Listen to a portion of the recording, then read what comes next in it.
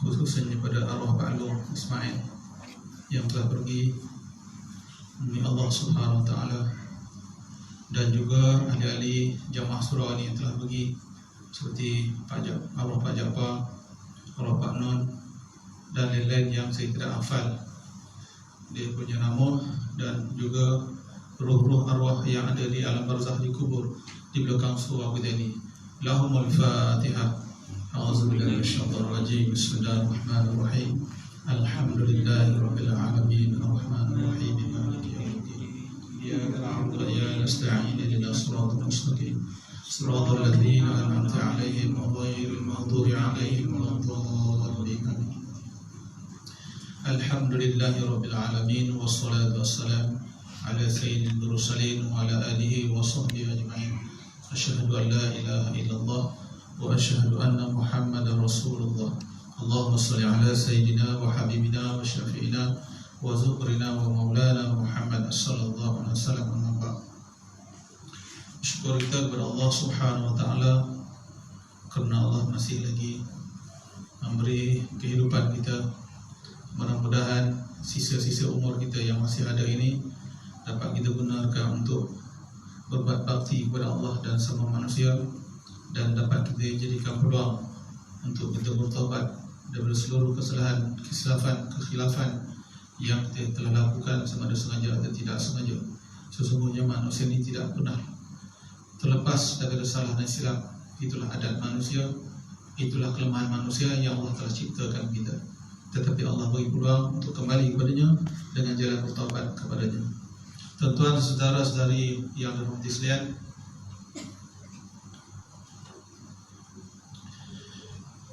kita menyambung dalam kitab Jawahirul Mauhub ini dalam bab yang pertama, yaitu mencerita kelebihan ilmu dan ulama. Ilmu itu ilmu, ulama itu orang-orang yang berilmu. Para ulama itu para orang-orang yang berilmu, yang alim. Ulama itu ramai.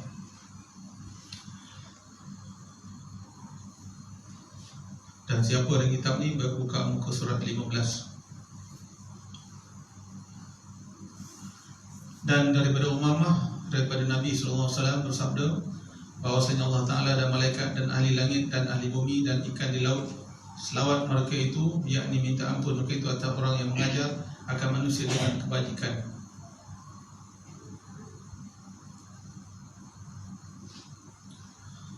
Jadi Rasulullah bersabda, sesungguhnya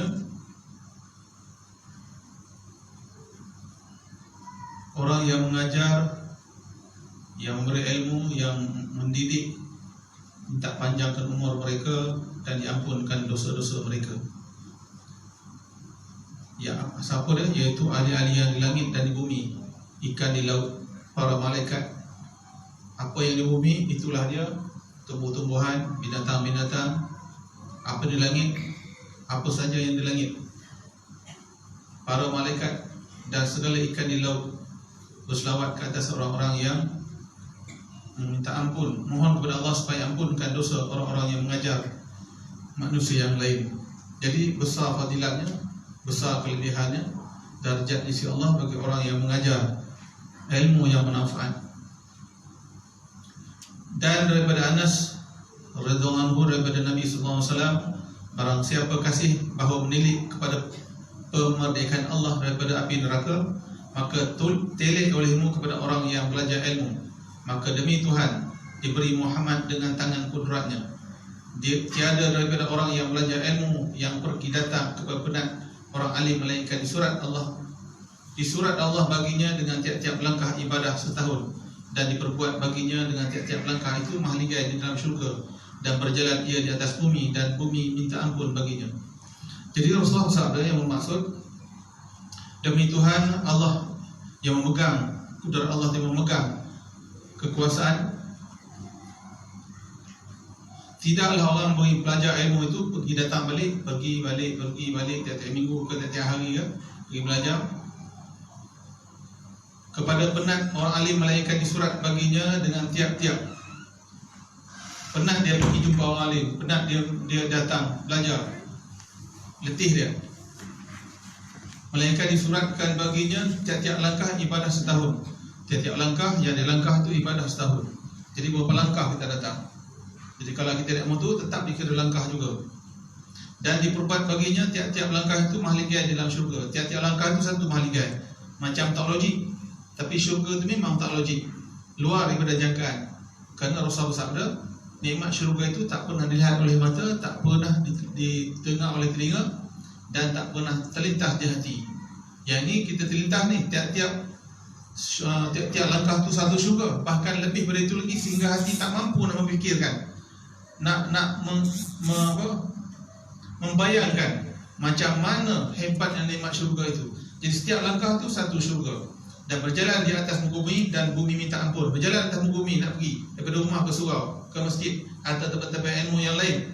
Maka bumi yang kita pijak, yang kita lalui itu mohon keampunan bagi orang yang pergi. Cuma kita tak dengar.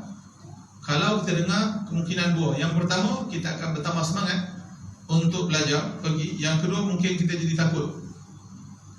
Tanah bercakap, pasir bercakap, lalu kita ketakutan. Jadi bumi yang kita langkah, bumi yang kita pijak, sama ada pijak dengan kaki ataupun pijak dengan tayar motor atau kereta atau basikal, tetap mohon keampunan bagi orang itu. Dan diriwayatkan daripada Abdullah ibnu Mas'ud radhiyallahu anhu, sabda Nabi sallallahu alaihi wasallam, barang siapa belajar satu bab daripada ilmu yang dapat manfaat dengan dia, maka akhirnya dan pada akhiratnya dan pada dunianya nescaya terlebih baik baginya daripada umur 70,000 tahun puasa pada siang harinya dan sembahyang pada malamnya, lagi makbul amalnya, tiada mardud yang tidak ditolak. Jadi Rasulullah sabda yang maksud, barang siapa belajar satu bab pada ilmu yang memberi manfaat dunia dan akhirat. Ilmu itu ilmu baik, manfaat. Macam malam ni ilmu manfaat, ilmu akhirat, ilmu agama, ilmu syariat, ilmu Allah. Nescaya lebih baik baginya daripada umur dunia 7,000 tahun puasa. Artinya lebih baik daripada orang yang berpuasa 7,000 tahun. Tiap hari dia berpuasa pada siangnya dan sembahyang pada malamnya. Siang dia sembahyang, siang dia berpuasa sunat, dan malam sembahyang tahajud dan sembahyang hajat dan sebagainya, qiyamul lail. 7,000 tahun puasa dan 7,000 tahun sembahyang malam, dan makbul amalnya, artinya amal tidak ditolak oleh Allah Subhanahu wa taala. Itulah kelebihan bagi orang yang belajar ilmu akhirat yang manfaat. Imam Ghazali rahimahullah taala telah menukilkan, Imam Ghazali ini Hujjatul Islam, orang yang hebat dalam Islam, bertaraf wali Allah. Tapi orang-orang Wahabi mengatakan Imam Ghazali adalah pembina yang besar. Kitab Ihya Ulumuddin itu tak layak, patut dibakar bagi anjing aja. Itulah sombongnya orang-orang Wahabi. Sedangkan Imam Ghazali hebat. Pernah guru saya berkata dalam masa saya belajar, andainya Quran itu hilang Al-Quran Allah tarik, dan hilangnya hadis-hadis Nabi, tak ada panduan, tapi Ihya Ulumuddin itu masih ada kitabnya. Cukup dengan baca Ihya Ulumuddin itu menjadi kita orang soleh. Andainya, tapi insya-Allah Al-Quran masih ada, hadis masih ada. Begitulah tinggi darjat Al-Imam Al-Ghazali. Jadi Imam Ghazali pernah berkata dalam kitab Ihya Ulumuddin dan kitab ni Bidayatul Hidayah ni, Hidayah dan kitab-kitab yang lain,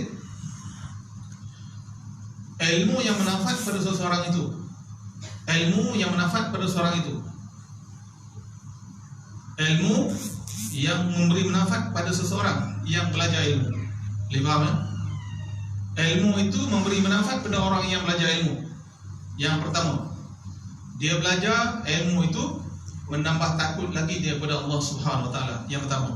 Jadi kalau kita belajar ilmu fiqh ke, belajar mutahid ke, belajar ilmu tafsir ke, belajar ilmu usuluddin ke, belajar ilmu apa sekalipun, kalau kita belajar lagi takut dengan Allah, rasa gerun dengan Allah, rasa takut dengan neraka Allah, rasa Allah tu melihat kita, lagi takut, lagi belajar, lagi takut, lagi belajar, lagi takut. Artinya ilmu yang dia belajar tu adalah ilmu yang memberi manfaat pada dirinya. Tapi kalau dia belajar sampai 10 buku tiap-tiap hari, raya semua masjid dan surau, tapi takut pada Allah tak ada. Tiada takut, tiada rasa takut, hanya belajar ilmu nak syok-syok aja. Syok-syok belajar ilmu, syok-syok dalam majlis ilmu. Arti ilmu tak memberi manfaat padanya. Contohnya orang yang membeli kereta, walaupun kereta besar, tapi dia tak pakai kereta tu, dia diparking dalam rumah. Dia keluar, dia naik bas, atau dia keluar, dia jalan kaki. Arti kereta itu walaupun hebat pun tak beri apa manfaat. Begitulah ilmu, walaupun menjadi hebat kita belajar, tapi tak memberi takut kita kepada Allah. Tak rasa takut, tak ada takut apa-apa. Di antara orang yang tak takut kepada Allah ni, antaranya ialah dia tak takut memfitnah orang, dia tak takut mengumpat orang, dia tak rasa takut mencaci maki orang, dia tak takut menghasut orang, dia tak takut dengan Allah dengan dosa-dosa itu. Dia tak takut menjadi orang yang sentiasa mempecah kacilkan masyarakat, terutama orang-orang politik. Hari-hari maki orang, hari-hari kutuk orang, A kutuk B, B kutuk A. Lihatlah seluruh dunia macam tu, di mana saja. Jadi ilmu yang dia pelajari tak menambah takut daripada Allah. Sejak dulu belajar sampai sekarang tak ada rasa takut. Allah tu tak takut. Sedangkan Allah beritahu orang-orang mukmin itu innamal mu'minun alladzina idza wajilat qulubuhum. Orang-orang yang mukmin, orang yang beriman itu ialah bila sebut nama Allah hati gemetar.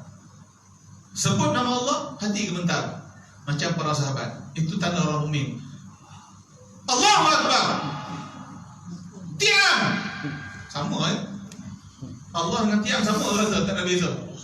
Sebut Allah pun tak takut, sebut diam pun tak takut. Allah, woi hantu, hantu lagi takut, cepat lagi. Arti hantu lebih takut daripada Allah. Arti dia beriman kepada hantu, tidak beriman kepada Allah. Sekalipun dia mengucap syahadat, tapi hatinya tidak takut kepada Allah. Allah kata innamal mu'minuna alladzi, orang-orang yang beriman itu ialah bila sebut nama Allah wajilat qulubuhum, hatinya gemetar, hatinya takut. Ini Allah kata, bukan saya kata. Jadi kita kena usahakan sehingga bila kita sebut nama Allah, semua orang sebut ataupun kita yang sebut, kita rasa takut kepada Allah, gemetar hati kita kepada Allah.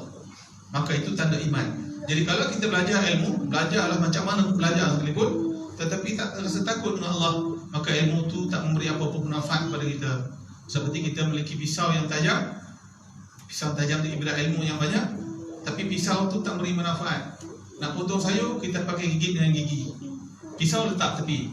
Arti pisau tak memberi manfaat. Jadi ilmu yang kita belajar tak menambah takut kita kepada Allah, maka ilmu tu tak ada memberi apa-apa manfaat kepada kita. Bahkan kalau dia belajar ilmu sains, ilmu geografi, tiba belajar macam mana, dia terasa kehebatan Allah, lalu dia takut dengan Allah menciptakan alam ni. Itu ilmu tu bermanfaat bagi dia. Betapa ramai orang-orang barat, saintis-saintis barat masuk Islam kerana mengkaji sains.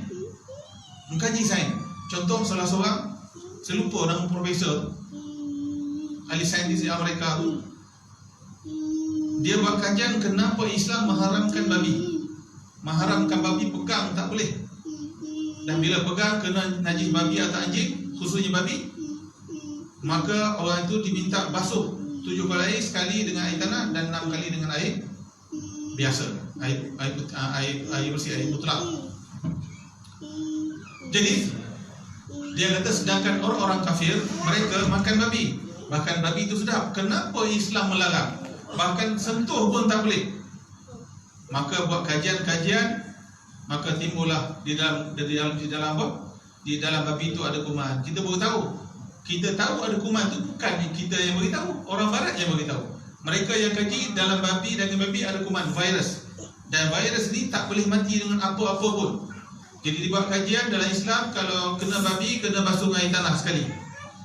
Jadi kuman babi yang diambil ni, dia cuba matikan, musnahkan dengan semua benda yang ada, bahan kimianya, air panasnya, cecair apa yang panas-panas lah, bagi tu, tapi tak mati, macam tu aja. Segar dia virus tu. Satu hari dia ambil air tanah, dia masukkan virus tu, mati terus. Dengan air tanah mematikan virus ini.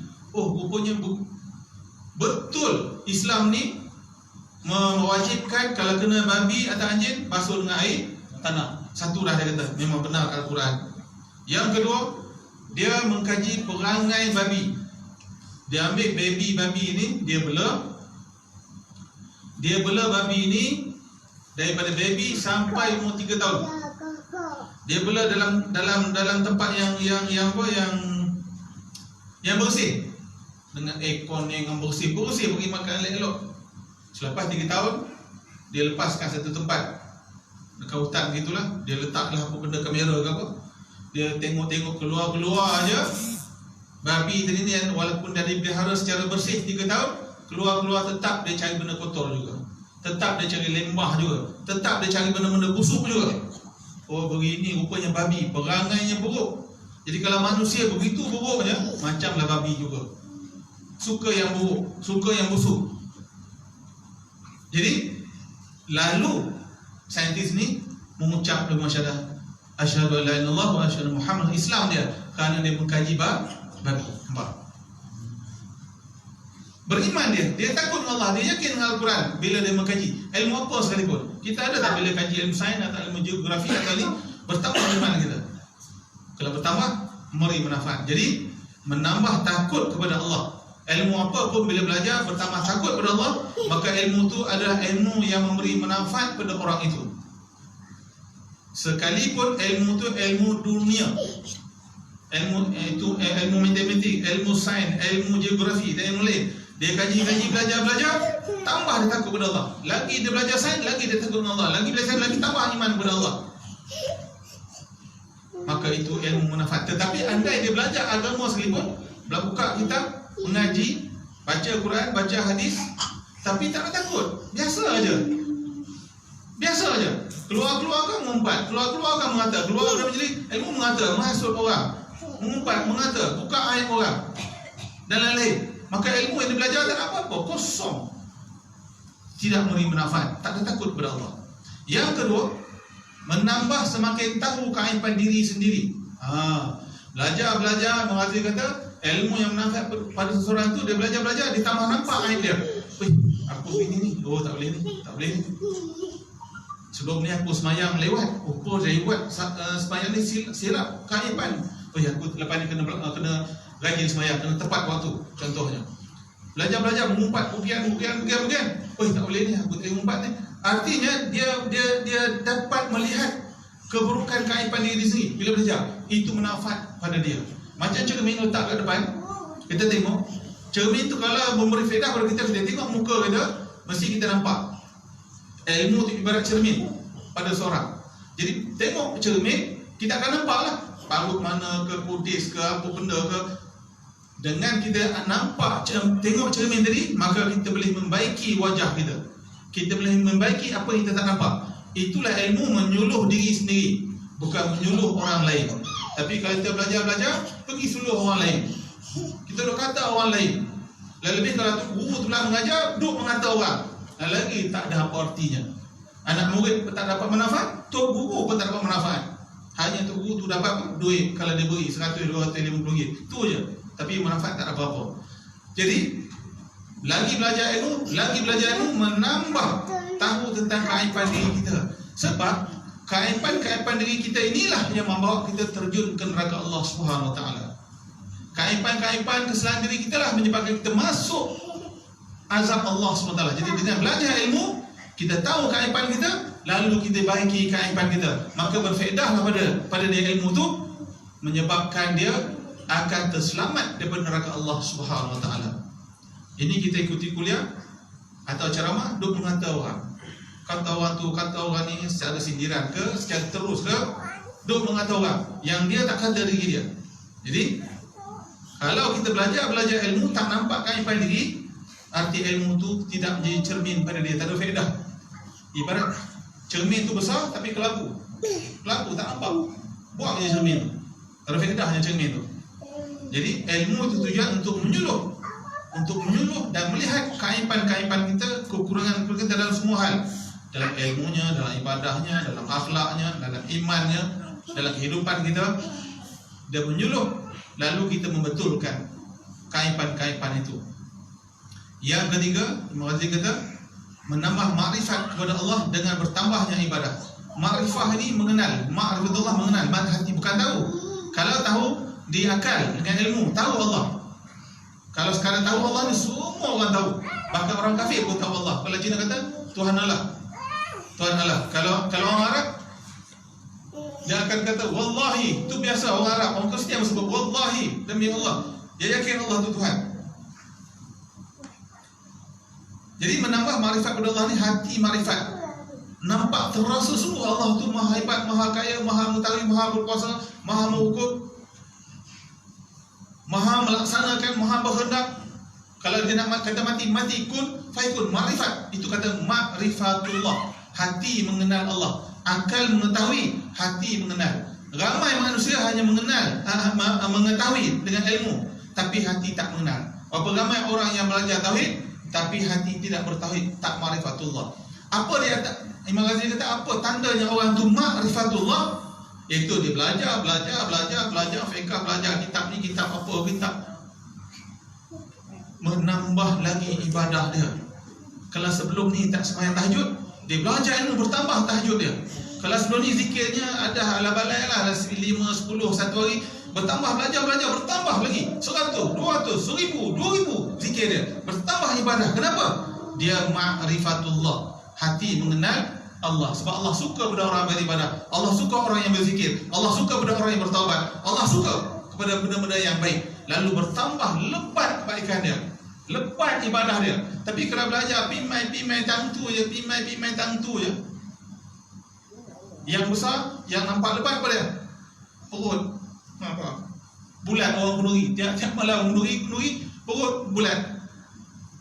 Tak apa, alhamdulillah orang yang buat kenduri beri air, beri makan ke apa ke, sikit ke banyak, kuis ketul pun tak apa letak, orang itu dapat pahala jihad fi sabilillah, menjamu orang-orang yang belajar. Bayangkan orang belajar tadi, setiap langkahnya dia beri pahala beribu-ribu.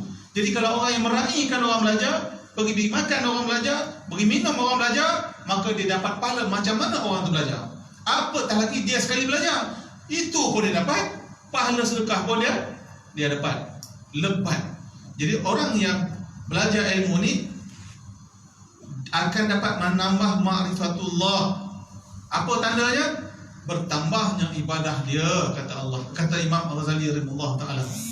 Imam Ghazali ni bertaraf hujatul Islam, bertaraf wali Allah, bukan biasa-biasa.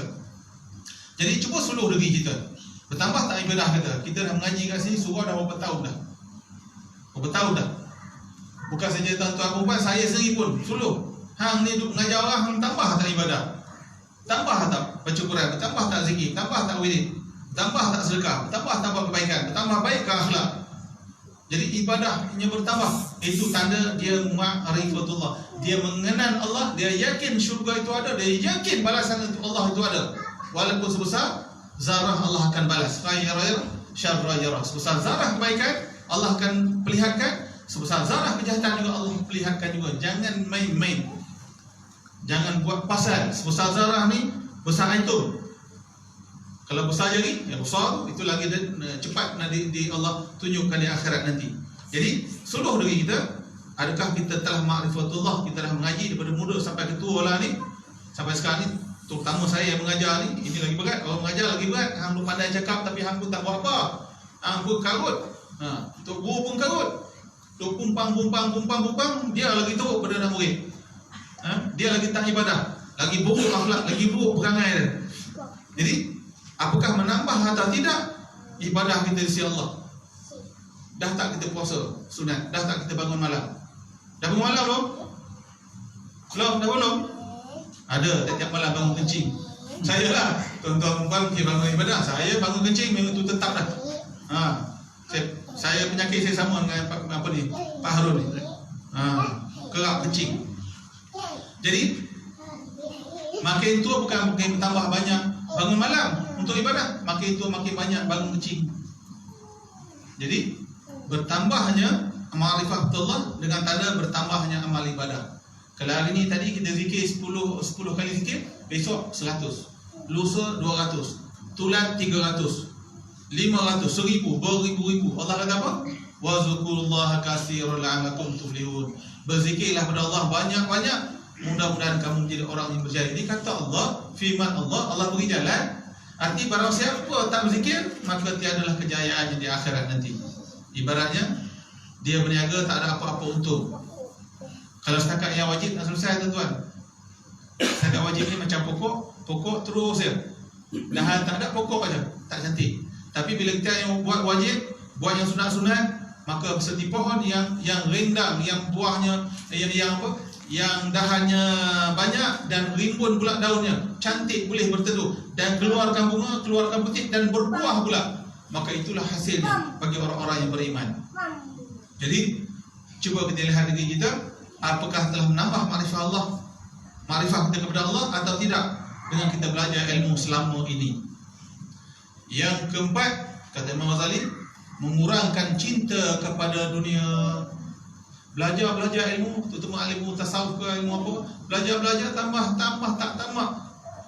Tak ada tamak, tak ada hasad dengki, tak ada nak menunjuk, tak ada nak berbangga, tak ada nak rebut jawatan dan sebagainya, kumpang-kumpang, hasut orang, tak ada. Cinta dunia ni makin kuat menjadi orang yang zuhud ilallah, orang yang berpada apa dengan Allah berikan. Tapi kalau makin belajar, makin cinta dunia, makin belajar makin kedekut piang, ilmu yang belajar tak ada apa pun manfaat lah. Sebab dia makin mencintai dunia, dia mencintai Allah Subhanahu Wa Taala. Yang kelima, Imam Ghazali kata, menambah rindu dan cinta kepada akhirat. Menambah rindu dan cinta ia kepada akhirat. Belajar, dia bertambah rindu kepada syurga, bertambah rindu pada bidadari syurga, bertambah rindu nikmat-nikmat syurga, dan takut dengan neraka Allah Subhanahu Wa Taala. Bertambah. Tapi kalau sekadar belajar fiqh saja, memang iman takkan naik. Sebab fiqh ni halal haram. Kena belajar tasawuf sungguh-sungguh dan lebih usuluddin mengenal Allah Subhanahu Wa Taala. Jadi ilmu manfaat itu akan bertambah rindu kita, cinta kita kepada akhirat, itu cinta syurga Allah. Apa tandanya? Bila dia rasa rindu, maka dia akan buang mazmumah dalam hatinya. Dia akan buang sifat buruk dalam hati sebab dia cinta akhirat. Sebab kalau hati ini busuk, hati ini hitam, hati ini penuh dengan hasad dengki, penuh dengan sifat-sifat yang buruk, dia tak mungkin dapat masuk syurga Allah Subhanahu Wa Taala. Dia tetap akan masuk neraka. Sedangkan dia cinta syurga Allah, dia rindu pada syurga Allah, maka lalu dia buang sifat-sifat yang ada dalam hatinya. Allah bukan nilai mulut, tapi Allah nilai hati seseorang itu. Jadi ilmu yang memberi manfaat itu ilmu yang menambah rindu lagi, cinta lagi seorang itu akhirat, seperti telah ditunjukkan oleh Nabi sallallahu alaihi wasallam dan para sahabat dan orang-orang salihin al-muqarrabin ila Allah, orang yang rapat dengan Allah. Mereka itu sangat cinta kepada Allah, sangat rindu pada akhirat, dan mereka tak takut mati dalam berjuang fi sabilillah. Jadi cuba lihat kita belajar selama ni, terutama saya ni, ada tak rindu? Dia rindu, tahu dengan rindu tak sama. Tahu dengan rindu tak sama. Tahu akhirat, rindu akhirat tak sama. Macam kita kampung, ada orang tahu dia kampung dia kat mana, dan ada orang dia tahu dan dia rindu. Dia rindu tak boleh tahan, dia nak balik je. Dia teringat nak balik kampung. Tapi orang yang tahu kampung di mana tapi tak rindu, tak heran, tak balik sudah, tak rasa apa-apa. Tapi orang rindu, dia akan teringin nak pergi, nak pergi, berusaha nak pergi balik kampung, walaupun sehari pun nak pergi kampung juga. Rindu. Begitulah orang rindu akhirat ni, dia sentiasa membersihkan jiwanya daripada sifat mazmumah. Hati yang hitam, hati yang kotor, hati yang banyak sifat-sifat buruk, dia takkan dapat masuk syurga. Dia akan masuk neraka terlebih dahulu. Yang keenam, hasil dia belajar ilmu tadi, belajar, Imam Ghazali kata, dia sentiasa membaiki dirinya sejengkal demi sejengkal. Maksudnya dia akan membaiki dia sedikit demi sedikit, akan baiki, bertambah baik. Dia akan baiki diri dia. Dia kalau sifat kedekut, dia akan buang sifat kedekut. Macam mana nak buang sifat kedekut? Kena sedekah banyak-banyak. Tidak pun pergi masjid tu, pergi RM50 sekali. Boleh tak? Boleh tak RM50? Demam seminggu. Tersilap nak korek lagi tak boleh. Ingatkan sengit tu pun RM50, kali lebih kurang sama kan. Termasuk RM50, demam seminggu, menyesal setahun. Jadi latih diri supaya bersedekah, nak menghilangkan rasa kedekut. Apa lagi? Kita sembahyang lewat waktu, maka sentiasa baiki. Belajar cepat sembahyang. Tapi kalau sembahyang lambat macam dulu juga, macam atas ikut kuliah, tak ada apa-apa ilmu tu. Tunggu tu belajarlah syarah macam mana berapi keluar menyembuh olio kan. Tapi nak buat sembahyang alai-balai. Sembahyang pun tak khusyuk, sembahyang pun tak ketahuan arah. Kadang sembahyang kadang tidak. Arti ilmu yang dia dapat tadi tak beri manfaat kat dia. Apa tadi tu guru yang mengajar, tu guru tu pun sama dengan anak murid. akhlak buruk, perangai buruk, hati hitam, maka dua-duanya rugi dunia akhirat. Jadi sentiasa bagi diri kita dalam semua hal. Macam mana kita boleh sentiasa bagi diri? Sebab kita belajar tadi, akan tahulah keaiban diri kita tadi. Bila tahu, kita akan baiki diri kita sikit. Hari-hari bertambah baik, sehinggalah jadi ma'rifatullah, hati dapat mengenal Allah. Jadi kita umur yang 50 ke atas ni, 60, saya ni setahun ni 60 dah ni, tua dah ni. Jadi dah tak lama dah, tak mungkin akan sambung 60 tahun lagi. Betul Barul? Kalau 60 tahun 120 jadi ulat dah merangkak dah. Kalau 60 tahun lagi hidup, orang tak mau dah kita Bila lah nak mati kotor ni, bila nak mati menyusah saja, berak kencing nak dibasuh.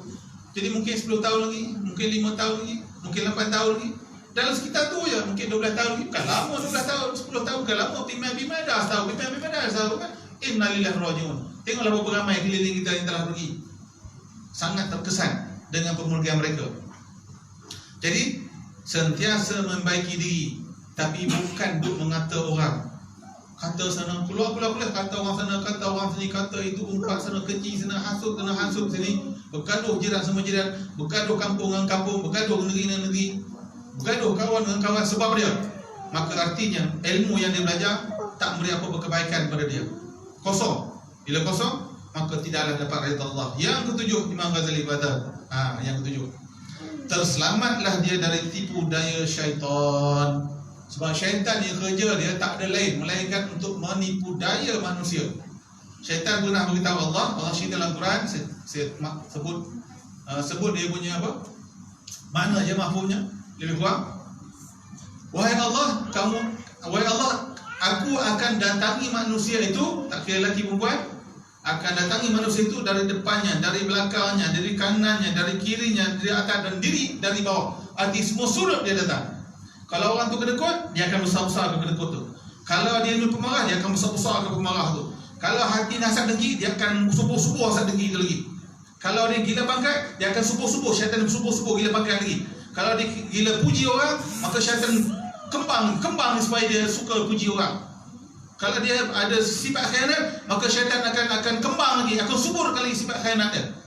Maka dengan kita belajar ilmu syariat ini khususnya, maka kita tahulah tipu daya syaitan. Ini syaitan ni, na'udzubillah, aku tak mau hasad dengki. Syaitan, kau jangan ajar aku, jangan pedaya aku. Orang berilmu dia akan dapat mengesan daripada tipu daya syaitan. Orang tak berilmu, syaitan akan tendang dia macam bola ke sana ke sini. Macam bola dia tenang, dibuli oleh syaitan.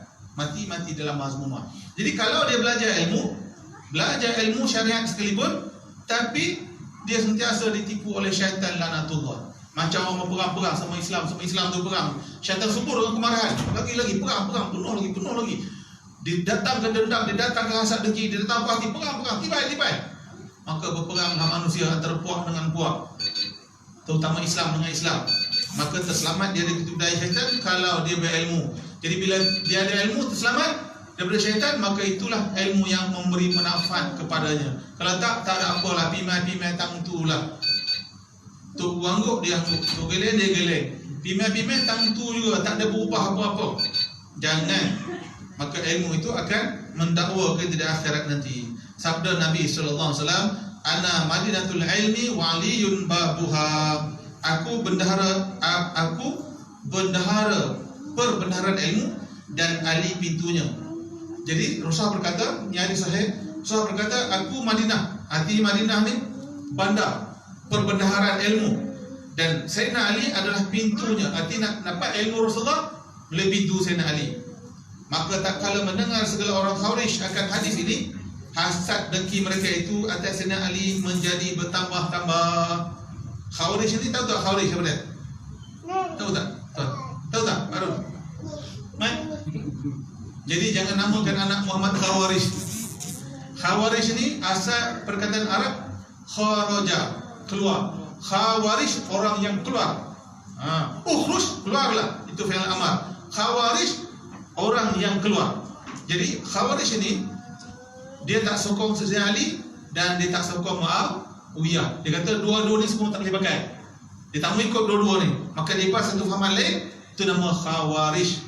Memusuhi Sayyidina Muawiyah dan memusuhi Sayyidina Ali. Khawarij keluar daripada kumpulan mukmin, kumpulan Khulafa Ar-Rasyidin, keluar daripada jamaah Islam. Dia buat satu jamaah lain, Khawarij namanya, orang yang keluar.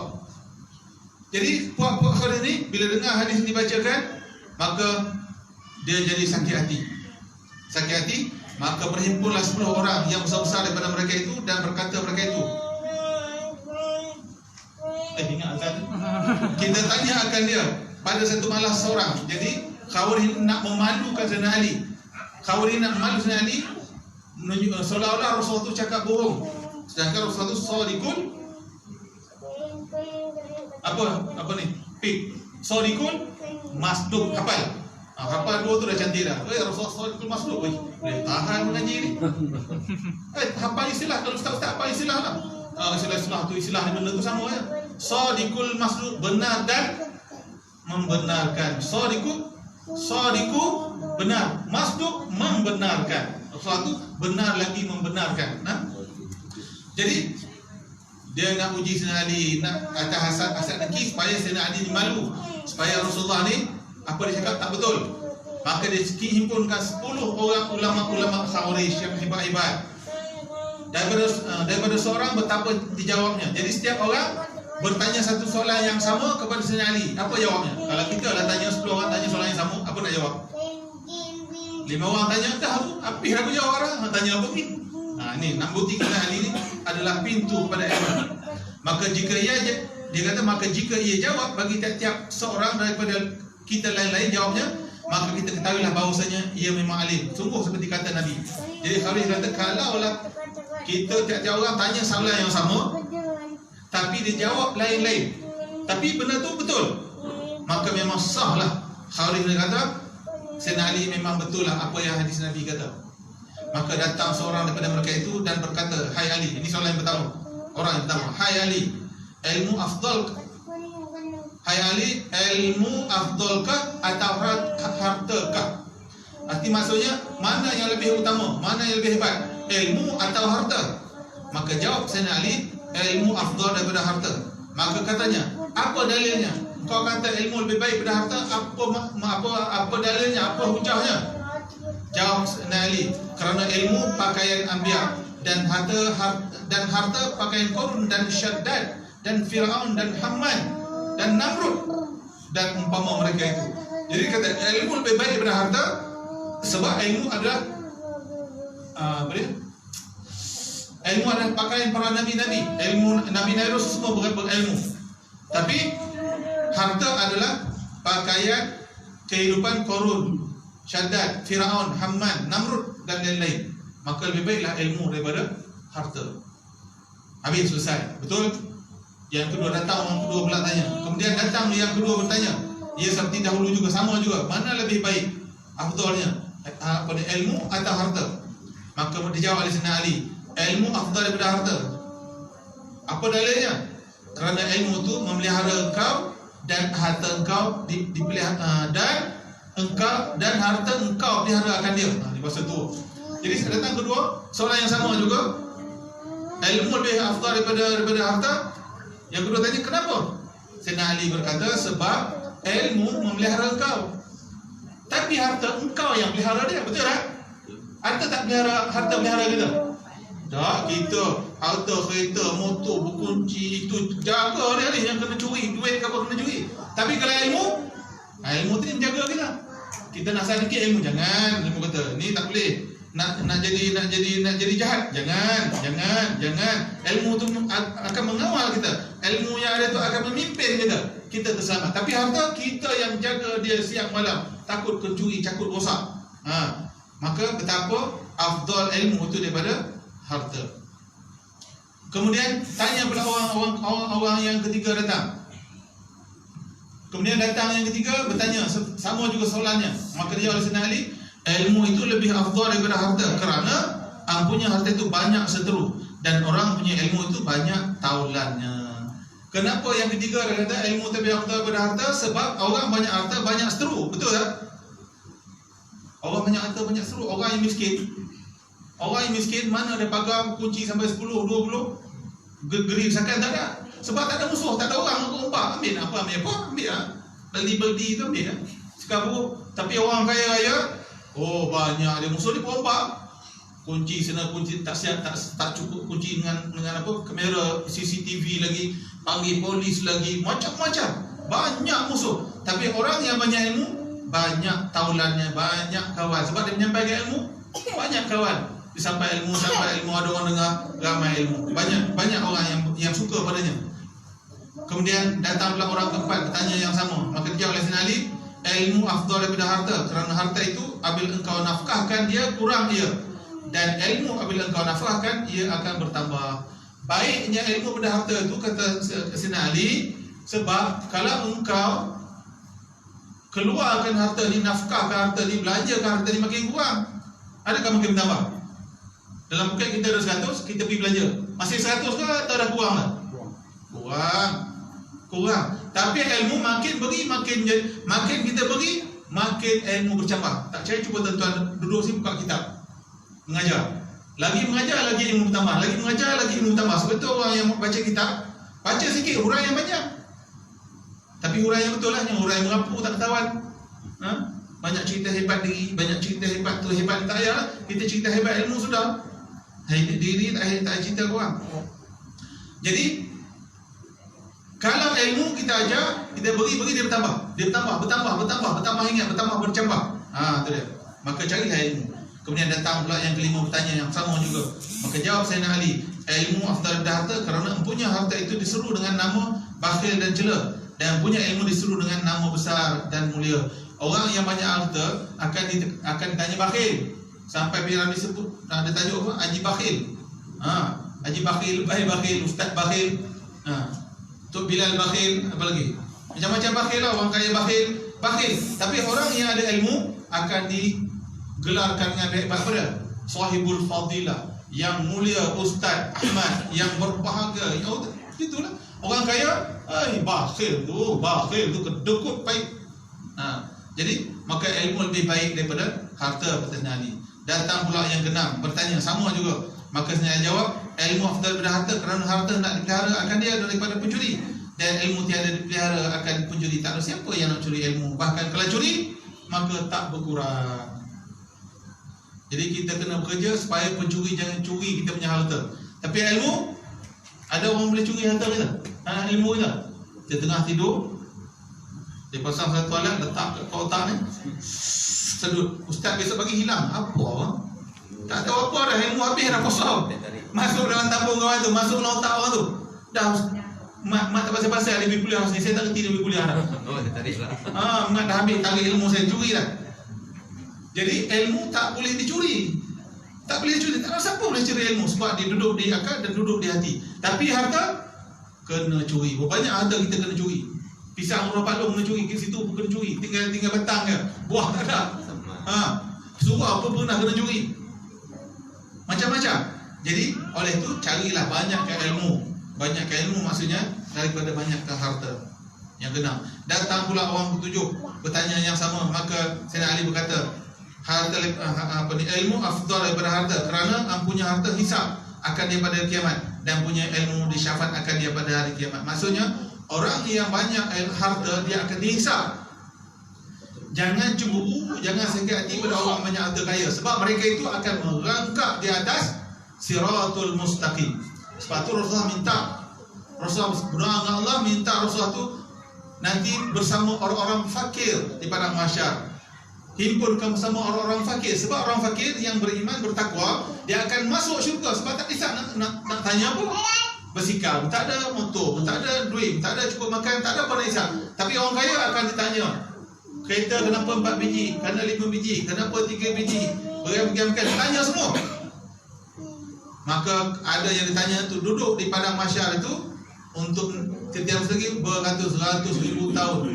Contoh kalau kita pergi ke Siam lah, paling best ke Singapura ataupun Australia, nak masuk sepadan itu dia punya tanyalah belik, terutama Australia, dia belik macam-macam. Saya bawa tu ubat apa nama tu, picit lah betul tu. Payah nak buang air kan, dia tu ada pelikat formasi tu, apa nama? Pam. Cik, dia tengok ni Apa dia ni, untuk apa ni? Saya kata ini untuk buang air, untuk buang. Dia pergi kat lab, cek. Kau dadah apa nak cucuk apa buntut? Sampai tu pun dia tanya, dia kumpul habis. Dalam ni pun kalau saya baru tengok tadi Cina, dia berlahap. Tengok estro apa tak tahu.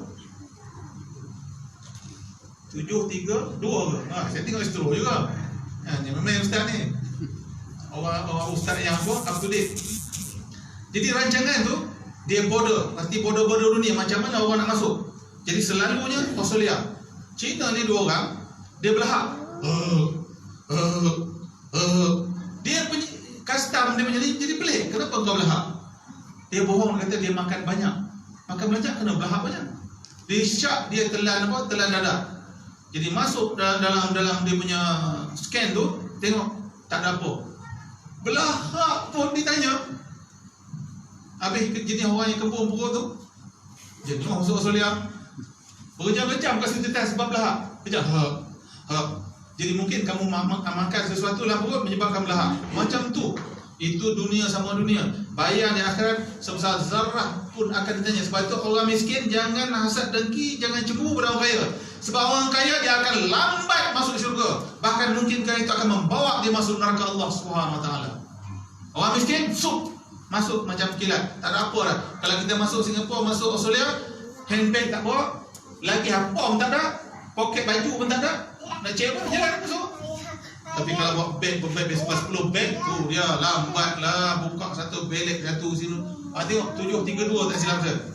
CIC ya, apa dia? Meh. 731 732.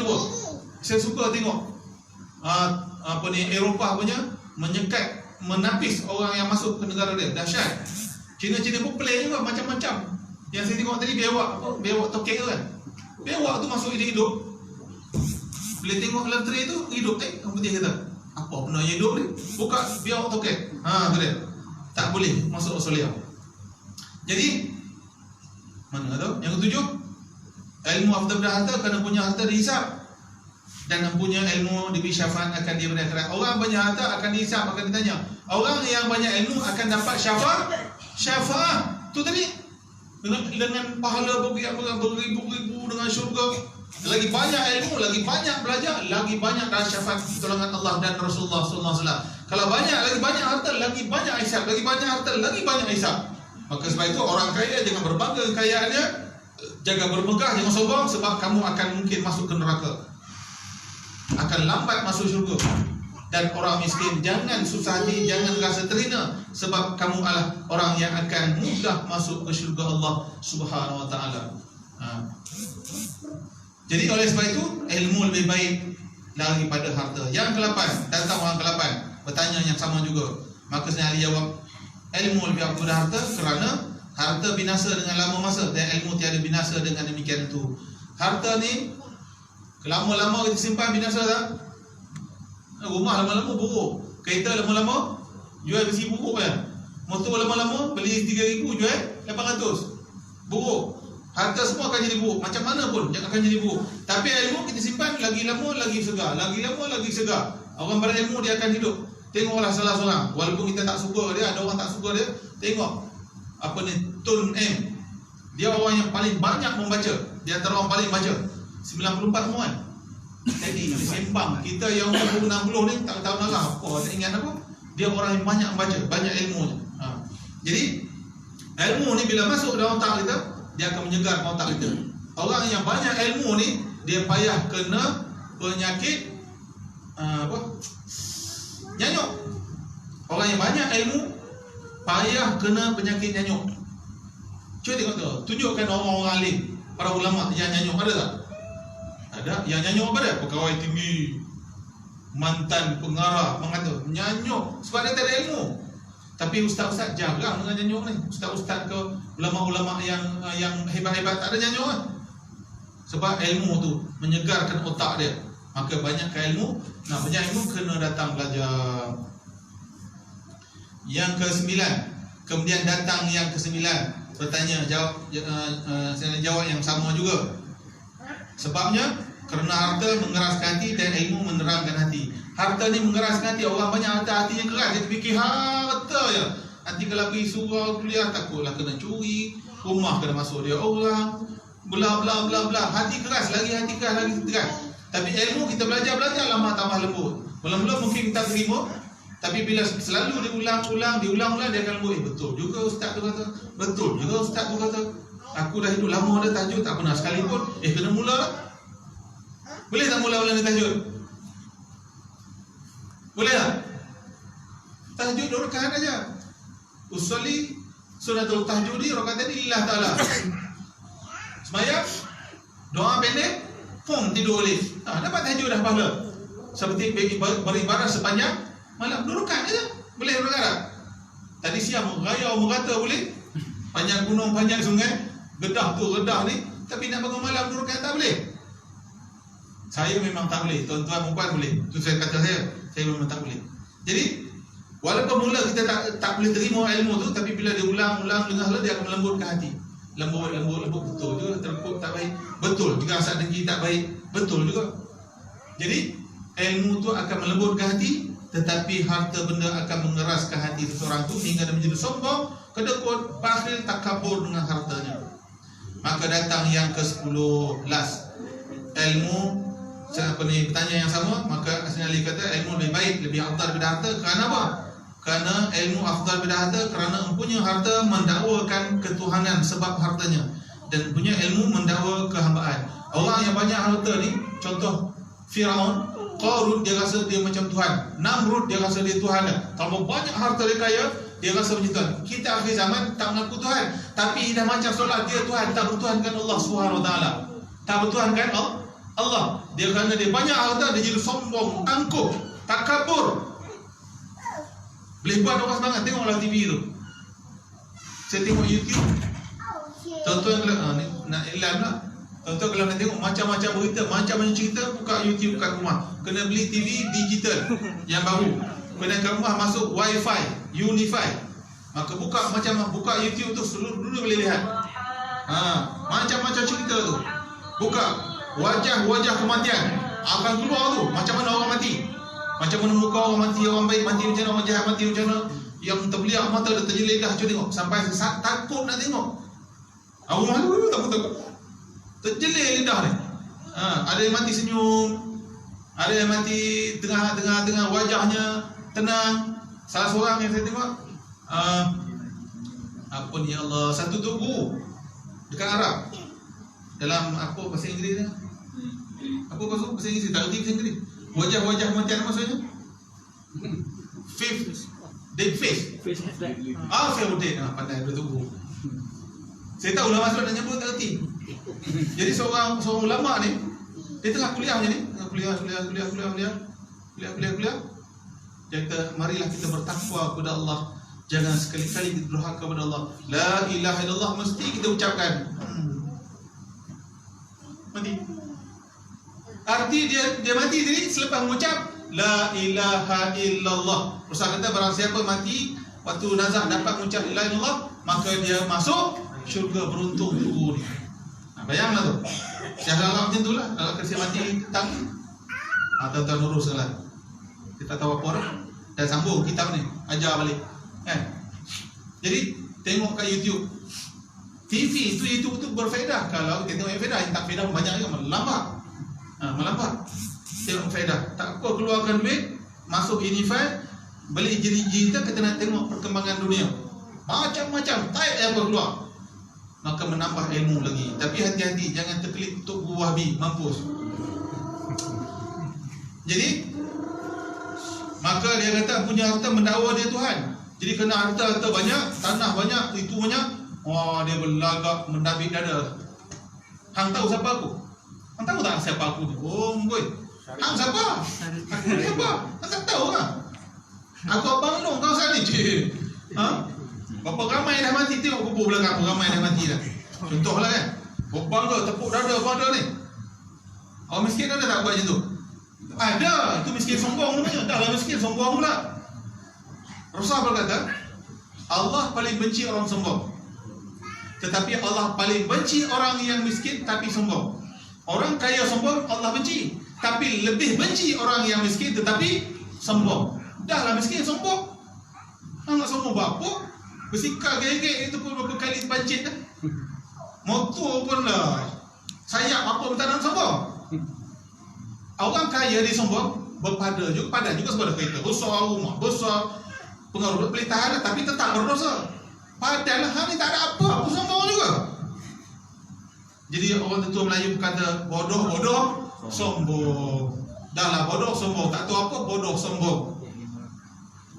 Ikuti salah satu ustaz kan sebut nama tak jadi mumpat lah seorang ustaz ni. Cuba buka YouTube. Saya type situ, merepek tu siapa isi dia tak panggil ustaz. Dia kata apa? Ni ustaz sekarang ni, tok-tok sekarang ni mengajar tauhid tak betul. Tak betul kata tok semua mengajar tauhid ni. Dia seorang yang betul, merepek. Dia tunjuk gambar perempuan dekat dia punya apa?